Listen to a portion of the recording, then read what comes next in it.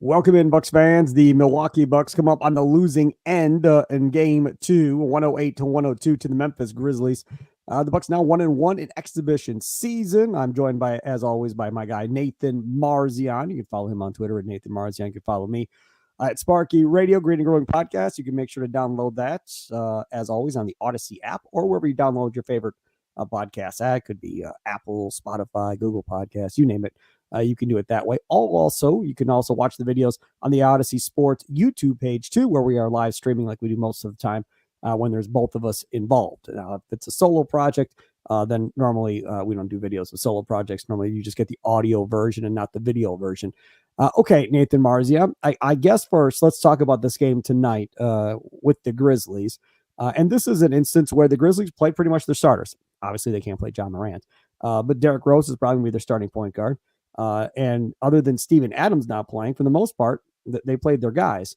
Your thoughts on how the Bucks did, considering there was no Lillard, there was no Middleton, and there was no Giannis? I mean, it's fine. I mean, we talk about it's preseason. I'm not gonna freak out about how they look or anything like that. They just missed a lot of threes tonight. They only shot 24%, 10 of 42. So that was kind of the big thing.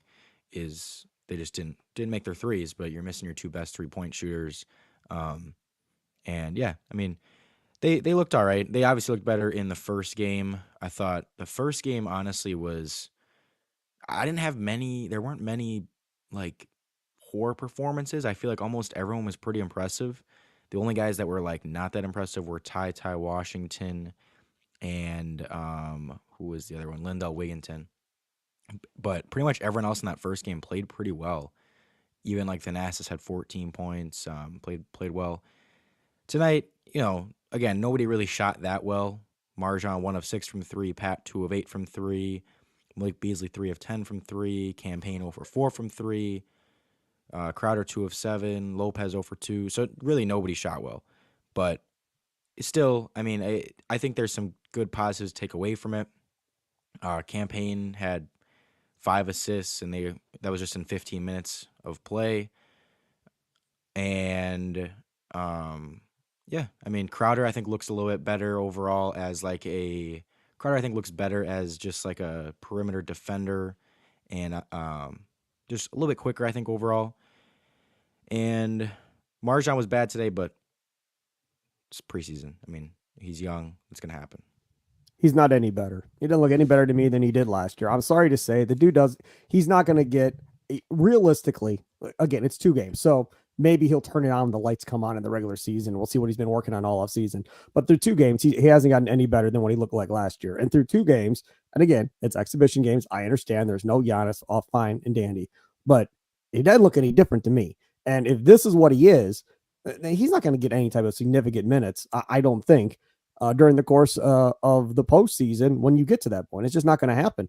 And Beasley, I've watched him now the last couple of games. So today during the game, I was like, I want to go look at his game log for last year. I just want to kind of see, because there are games when Grayson Allen, love him or hate him, I wasn't a fan, but there'd be games where he was like 5 of 5 or 4 for 4 or whatever the case may be, right, where he just didn't miss. Beasley didn't have one of those last year. I went and I looked. Beasley had quite a few 1 of 5, 2 of 6, those. Then when he got hot, it was 7 of 12, 8 of 14, right? High volume. So when he gets going, he really jacks up those shots, right? You couldn't I didn't find, I looked through all of them. You never found that. When you got to the postseason, he took even less threes once he got to the postseason. Then I think he was shooting like maybe 3 threes a game, 4 threes a game, like 1 of 3, 2 of 4. Somewhere along those lines. So I think what I'm going to find interesting with Beasley is defensively, what's he going to be? Because they kept talking during the broadcast, Byington and Novak, about the fact that the challenge has been made to Malik Beasley by Adrian Griffin of you're going to defend the best player essentially at the guard or the wing position. They want him to be the guy guarding that guy. And Novak or Byington, one of them pretty much said it. He's going to be in the starting lineup during that broadcast. So if Beasley's going to be the starter and he's going to play next to Lillard and Middleton's going to be the 3 and Giannis and Lopez, and that's going to be the deal, then his deal is going to be not being Drew Holiday. Nobody expects that. But to be a decent defender at that wing position where he guards the best wing on the other team. Is he up for that? Can he do that? I don't know if he's quick enough, to be honest with you. Watching him, I mean, I don't know. I guess we're gonna find out, but that kind of came out during the broadcast today as far as the challenge kind of thrown at Beasley for this season. Your thoughts on how they want Beasley to play and what they expect out of him? I mean, I think he is capable of being a perfectly fine defender. He's never going to be a very good defender, but I think if he's asked to do a little bit less offensively than he was in Minnesota, then I think he can be improved defensively. Which he wasn't bad. I mean, he just was a neutral, like kind of just whatever defender, and he said, if he doesn't have as much offensive responsibility, it could help him on that end. If that's how they want to use him, that's fine. I'd prefer he's more of a off the bench, just shooter, scorer that we need, kind of pop off the bench for us. Scoring pop, shooting pop. Because as you said, he's more of the volume shooter. He's not as much of I believe his 3-point rate was, or like 3-point attempts per 36 minutes. It was just like it was Curry, Clay, and then he was third. Um, so he loves to take threes when he's in there, and he's capable of. I mean, I pulled up his game logs here, but like he's capable. I mean, he made 6 or more threes 9 times last season, and 5 or more threes 14 times. Grayson only made 6 threes twice and only made 5 threes 4 times. So he's definitely way more capable because he can get more shots up, and he's more dynamic as a shooter. Like But will he get those shots up playing with Lillard, Giannis, and Middleton? Grayson was playing with Holiday. He's going to be playing with even more of a shooter in Lillard than Grayson was playing with in Holiday. But that's why I'm saying bring him off the bench, I think, is the best.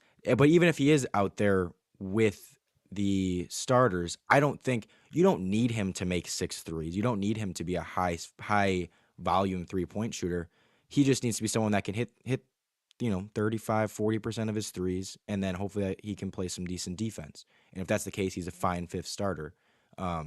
You don't need him to go 6 of 7 from 3 every game. It doesn't have to be the case. I think I don't know. I just think he's more dynamic than Grayson Allen was as a shooter. He's able to get his shot off quicker. He's way better off the dribble. He doesn't just need to be a standstill open. Like Grayson was really only good when he was open. He needed time, he needed space, and he needed it off the catch. Whereas Malik can get into his shot in a variety of ways. And that's part of the reason he just takes more threes, is because he can get into them in a variety of ways. Grayson was never shooting, 12 3-point attempts in a game because he doesn't have the ability to kind of get into those shots the way that Malik Beasley does. But I would agree. Like, I'd prefer he's probably off the bench. I think his skill set is probably best suited for the bench. And if you could ideally start/close Jay Crowder as your kind of defender, because I think he's looked pretty good. He's not. I mean, I think he's been a little bit faster than last year, a little bit quicker, and that's probably ideal to me. Or or we talked about you start Pat. And Pat's a pretty safe option. You know what he's giving you. You know he's pretty trustworthy come playoff time, all that. And then, yeah, as far you talked about Marzion, it's not surprising to me, but it's probably surprising to people that, really buy into the hype easily and really just look at these young players as like, oh, they're going to reach their full potential right away and he should be our starter and he's he's this missing piece. That's not going to be the case. He's going to have some good moments. He's going to have plenty of bad moments. We literally have seen that through 2 preseason games. He was pretty good on Sunday, but then today he was 2 for 11, 1 of 6 from 3, and just, didn't look like he was even a rotational NBA player tonight. But that just, to me, that's how it's going to be all year. And that's why I'm like, you don't put him in the starting lineup because he's just not a consistent rotational piece in the NBA yet. He's not. And that's okay. He's a 24th overall pick going into his second year. That shouldn't be expected of him to be like, you're an important piece of this rotation right now. It's just, that's not a realistic expectation for him. He's going to have games where he plays well. He's going to have moments. He's going to be fine as a player. But I just think people put too high of expectations on him for his second season. And yeah, I don't, we talked about it earlier. I don't see him as the starter. I don't see how that helps him. I don't see how that helps the team. I'm more of like, just use this as another developmental year for him. Bring him off the bench 15 to 20 minutes a game and see what he's giving you. And if he is getting if he's playing super well consistently, okay, then maybe you can consider doing that if he's really proving to, um, fit in at the NBA level. But to start off, I just don't see any reason why he should be starting. All right, let's talk about another guy I want to bring up here. We didn't see him in game one. We got to see him in game two, and that's Campaign, right? And I remember when they got Campaign, and that was the guy that everybody thought was going to end up in Milwaukee. Why? Because he was the most sought after guard that was left on the market. And we knew he was going to go to somewhere where there was a championship aspiration. So when the Bucks signed him, I tweeted up. Not really a big Payne guy, but this makes sense. He was the best guy left. They don't have a backup point guard, so obviously it makes sense. Dude, again, that jump shot, I would block my son's eyes versus having him watch Campaign shoot a jump shot. Holy cow, is that brutal? But where he does give you something, and which is why I was okay with it, because he was the best guy left, and it's a backup point guard. I would never want him touching a starting point guard position, but the ability to distribute the ball and get the guys the balls in the right direction. That one inbounds play, he caught the ball at almost mid court, maybe before that, and then threw it to Brooke Lopez, who caught the ball, ran and scored. And that was a one-path play from the other side of the court. And you're like, okay, that's good. They've been talking about pace and wanting to pick up the pace and stretch the and up the tempo. And that was a perfect example of it can happen. Now, will Lillard do the same thing? I would assume so. We'll see. But Payne did it there. Payne had a couple of other nice passes to the Lopez brothers throughout the course of the game. You're like, okay, this is good. And that's really what you want on the backup point guard, right?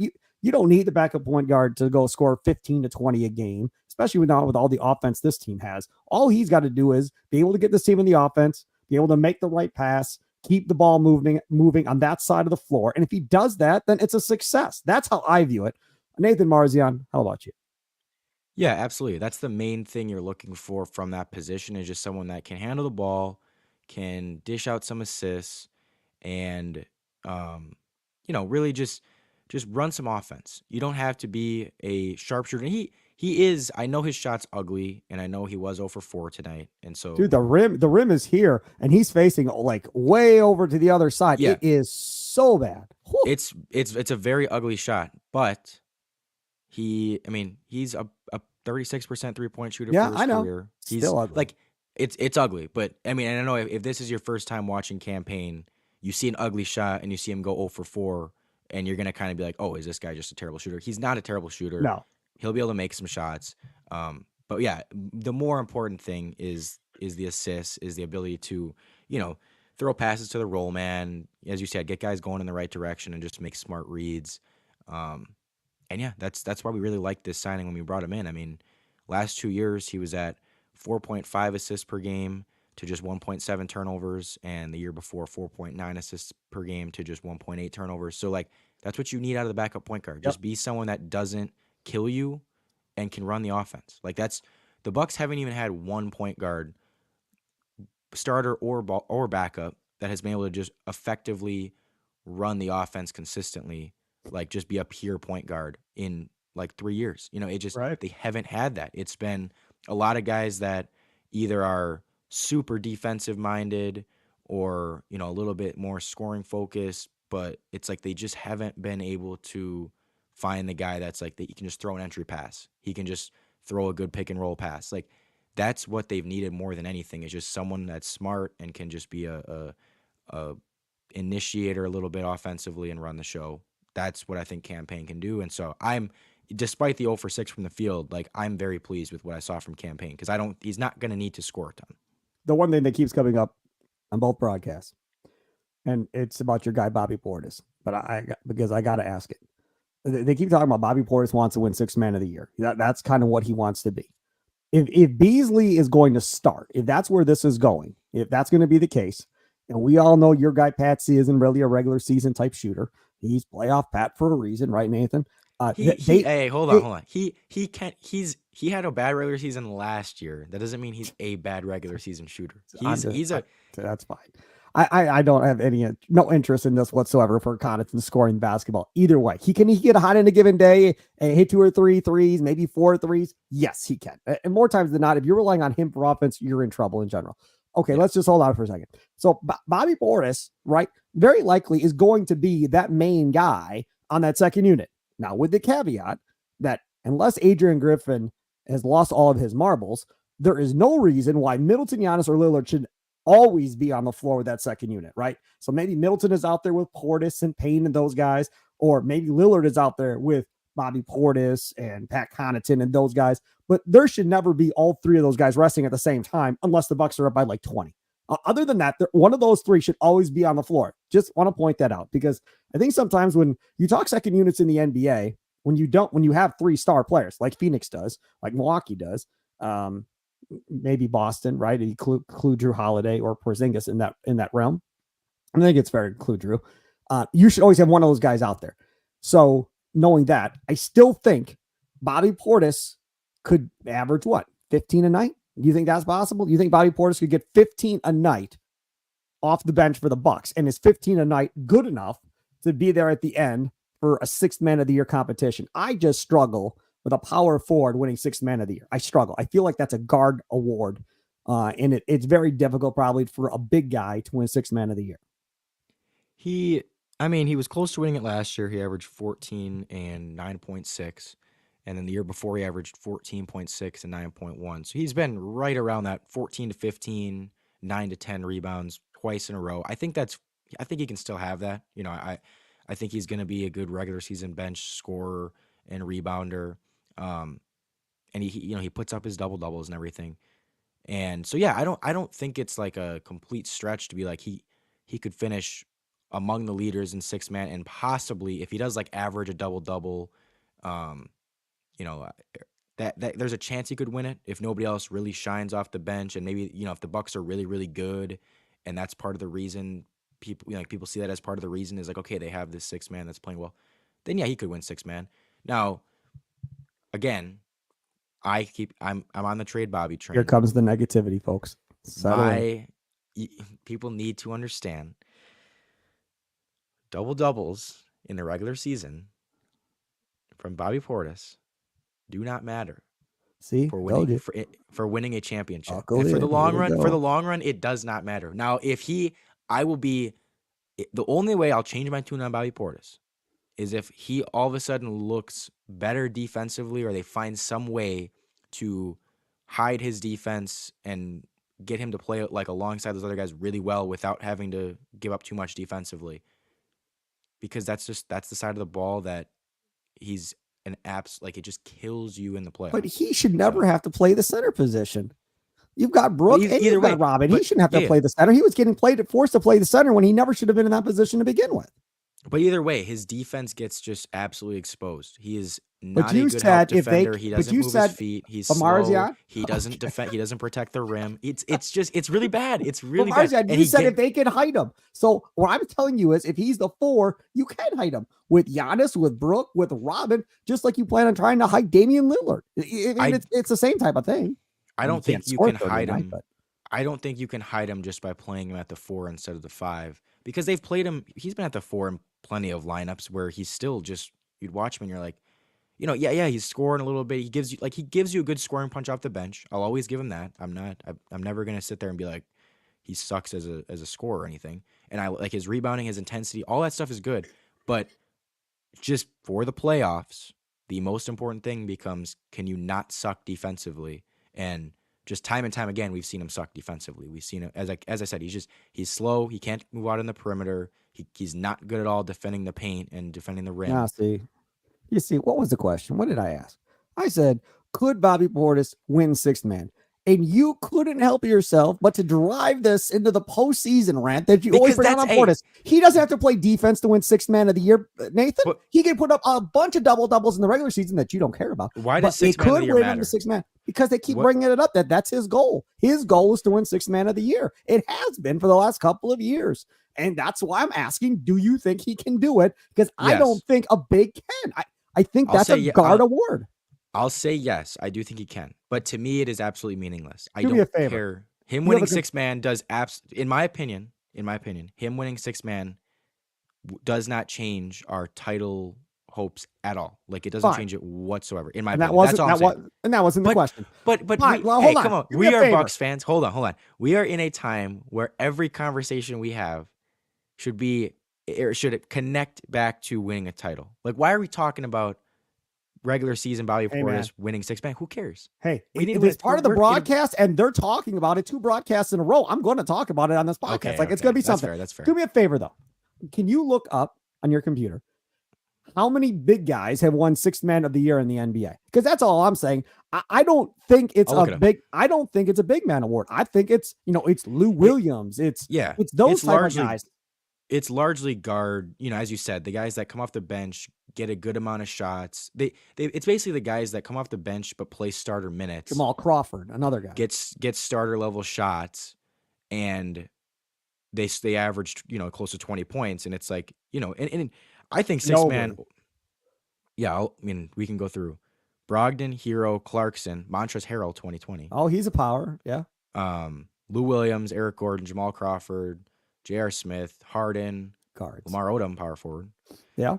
Jason Terry, Manu, Barbosa, Mike Miller, Ben Gordon, and then Anton Jameson, power forward. But So there's like one power forward for every 5 years that actually wins this thing, somewhere in that area, 5 to 7 years, something. So I mean, it's possible, but in large part, it really is a guard award at the end of the day.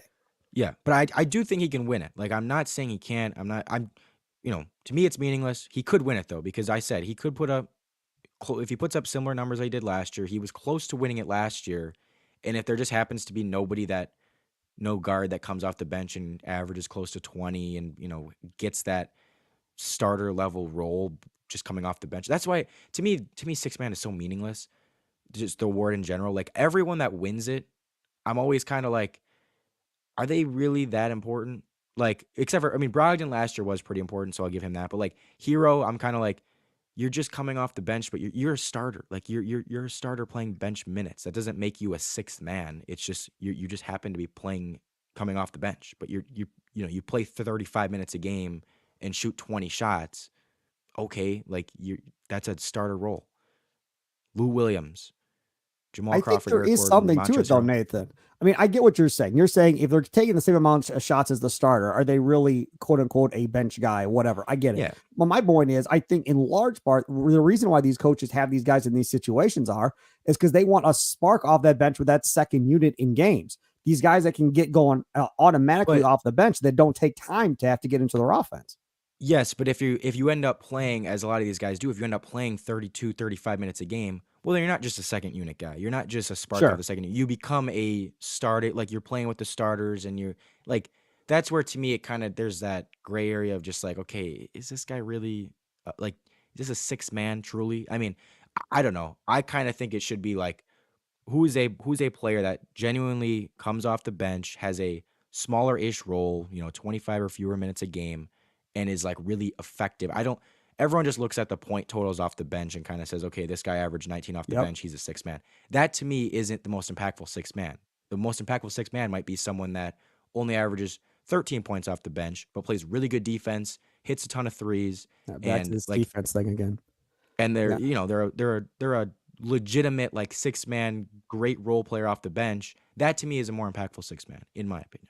You and your defense, man. You are just And locked hey, in I with want to win the that finals, man. I'm defense, addicted. man. I'm addicted to thinking about June and That's May, good. and I'm Yeah. just I every conversation, like, that's where my mind goes. And Okay, well, that's part of why, even with the whole starter conversation, I right away am just like, I'm not starting Marzion, because I'm like, I can't. We're not starting him in May and June. We're not.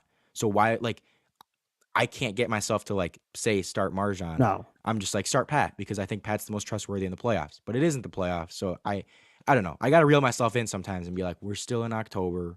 There's plenty of time.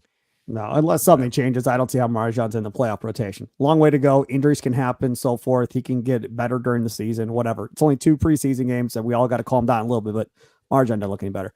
Okay, Nathan Marzian. 2 guys that will probably for sure not be in the playoff rotation, but we do watch him in preseason basketball. Tell me about the 2 rooks that went out there and got some action. And again, that last few minutes of the fourth quarter of this game, they fought back, and it was all young guys on the floor, including Beauchamp was part of that with Ty and these guys. What did you think of what you saw from the 2 rooks?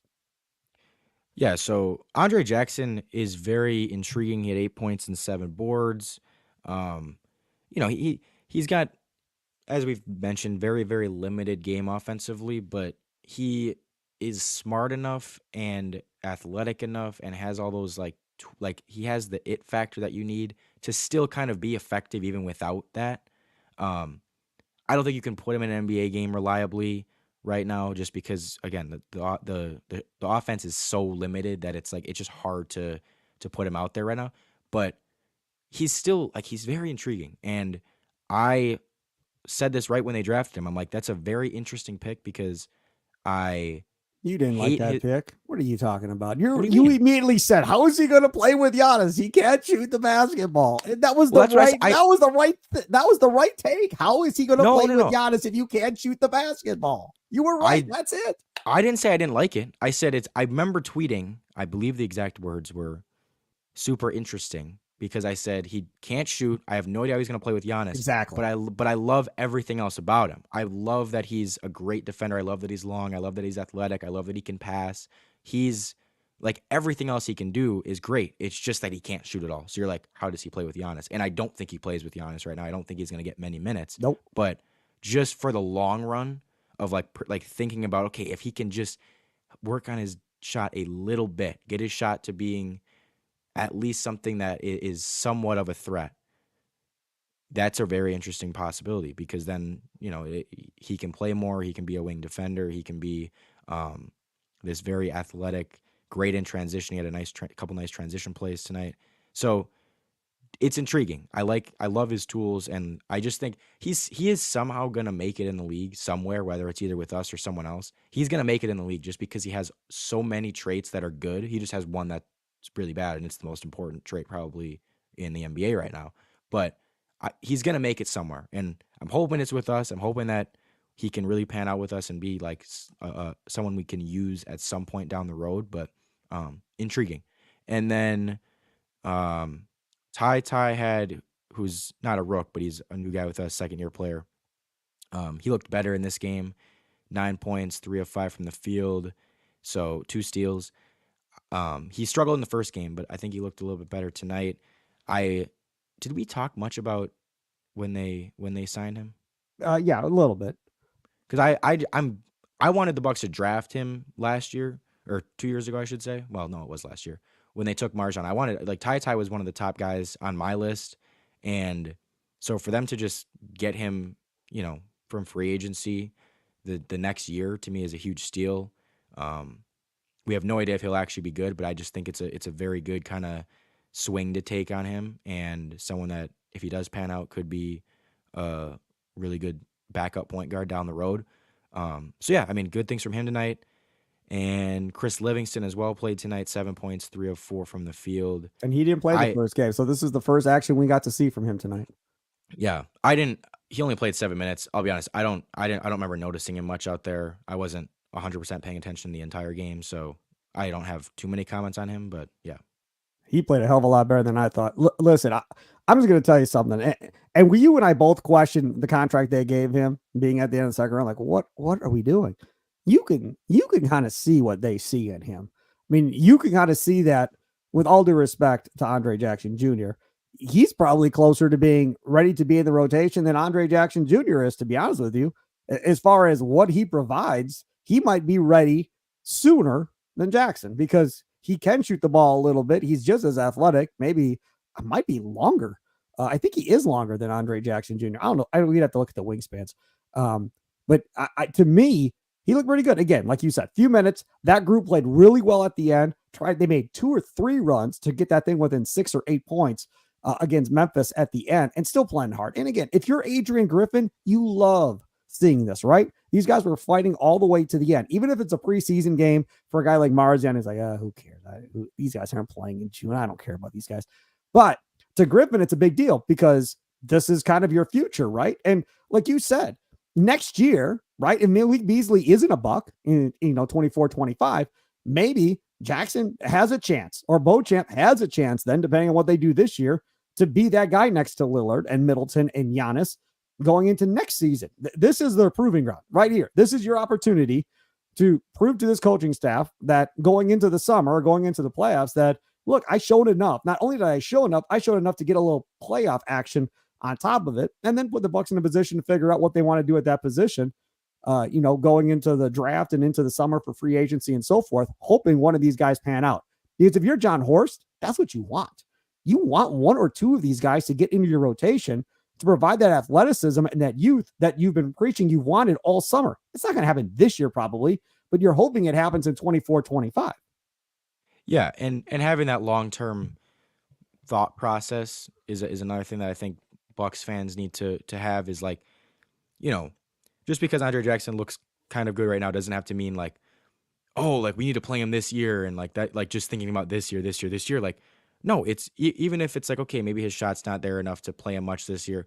It's still like, think about it for 2 years down the road. Think about it for 3 years down the road where, okay, maybe he can turn into something, as you said, and it turns out to be, again, if he can all of a sudden work on his shot, have a better shot by 24, 25, and with his combination of defense, athleticism, passing to go along with that, okay, all of a sudden in 24 or 25, you might have this super cheap, athletic, young, role player that you can put in there that, is just like, okay, that's a huge bonus to have, as you said, compared to having to go sign someone like that or go find someone like that. It's like, no, like developing these guys for a couple years down the road. It's not all going to be about this year. Like these guys are probably not going to play much this year. It's just kind of, can they progress? Can they get a little bit better? Can they get a little more comfortable? And then hopefully down the line, we start to see them, crack the rotation a little bit or at least be competing for minutes. And, if again, even if just one of these guys hits, like that's a bonus. That's a very cheap young guy that you get to play down the road in 24, 25 Yep. that you don't have to go out and find and sign and do all that with. So, yeah. All right. Just to wrap this up here, did you hear the story during the broadcast on Valley Sports Wisconsin from between Novak and Byington about their little shooting challenge John Horst gave to Yes. Steve Novak? So this whole thing, if you were watching the broadcast, you're listening to the radio. So apparently John Horst decided to challenge Steve Novak, who, one of Marquette's all-time sharpshooters, played in the league for quite a while, being a sharpshooter, decided to challenge him at $50. I think it was earlier today, was it? At $50, going off of what Dame Lillard did. So Lillard, when he went through that, wave of people that stood out there for 4 hours to have nothing happen other than him walk through the crowd, when he got inside, then he went and took 100 3-pointers, 20 from 5 different spots around the 3-point line. Okay. He hit 93 of 100 3-pointers. Now, this is according to Novak and Byington on Valley Sports Wisconsin. This was tonight. I just want to ask, was tonight the first time you heard that story? I think so, yeah. Yeah, because I hadn't heard it either, and I was like, no. I heard him say it, and I was like, you saw the video of him shooting that the Bucks put out, but they never said how many he made. No, yeah. So 93 of 100. So I was like, oh man, that's damn good. So Horst apparently challenges Novak and goes, hey, he hit 93 of 100 from 3. Could you hit 94 of 100 from a free throw line? And Novak, I mean, you got to appreciate Novak. I'm sure he chuckled and said, come on, John, really? You really don't think I can hit 94 of 100? So fine. Challenge is accepted. $50. So apparently when Novak got to 80 of 80, think about that for a second, folks. 80 of 80 at the free throw line. 80 of 80, apparently Horst tried to start buying him out. Hey, we'll give you 25, call it a day, we're all done. No. We're at 80 of 80, let's go. Novak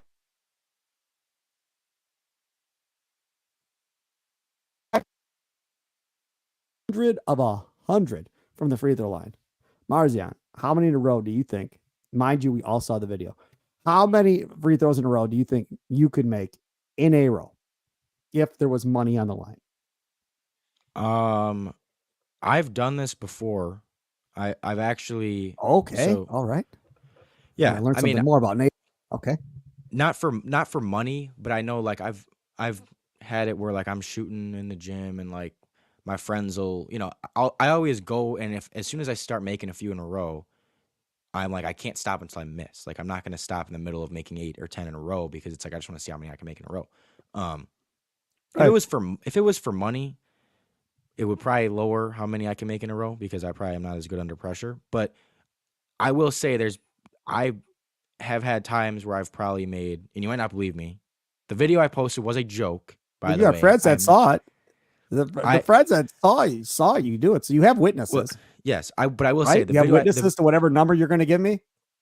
Yes, the video I posted where I missed a bunch of shots in my driveway was a joke. In case anyone doesn't know that, I'm not that bad at basketball. I'm not like great at basketball, but I'm not that bad. I th- I I think my record for most made in a row is probably around 40 or 50. That's really good. That's Yeah, really good. Good for because you. when I That's when awesome. I when That's I'm a really high when number. I yeah, when I get in my rhythm and get in my groove and just like, I usually need to have someone rebounding for me too, because it's just boom, okay, get it back to me right away, one dribble, boom, okay. It's like you need to have that rhythm, so that helps. But yeah, I mean, and like I said, if I'm just shooting for, if it's pressure and there's for money, then I probably would lower it to like 20. That's wild. He is Nathan Marzion. Follow him on Twitter at Nathan Marzion. You can follow me at Sparky Radio. It is green and growing. The next game for the Bucks is against the Lakers Sunday night. I would assume Lillard, Giannis both play in that game in LA. LeBron has not played yet for the Lakers either. So I would assume all three of them play. As far as Milton goes, I know Nathan says it's all fine. We'll see. We'll see if Milton plays in the game against the Lakers. I bet you Lillard and Giannis play. Middleton, I have no idea how long this is going to go on for, but I would say Lillard and Giannis play. And if they both play and LeBron plays with AD, now we're going to have a game, especially if they all play at least a half. I will be very excited to see what this looks like, because you hear Novak talking about how he sees Lillard and Giannis, and he just starts giggling on TV about what they look like. So I absolutely cannot wait. There's a video, I think it's Clutch Points is the Twitter account. I don't know if you saw it today on Twitter. I retweeted it. Garnett talking about the Bucks, about they're going to be the team that wins the championship. And he talks about Lillard and Giannis and how they both want the same thing, and they're both going to be willing to sacrifice for each other, and that whole thing. It was really well done by KG, kind of explaining the whole thing about how he was from Minnesota to Boston, going in that situation with Ray and Pierce, and how it's kind of similar to Lillard coming into a situation with Giannis and Milton. It was really well done. So if you get a chance, I retweeted it at Sparky Radio. Otherwise, I think the name of the Twitter account is Clutch Points. All right, y'all. Have a good rest of your day. We'll talk to you in a couple days. Have a good one, and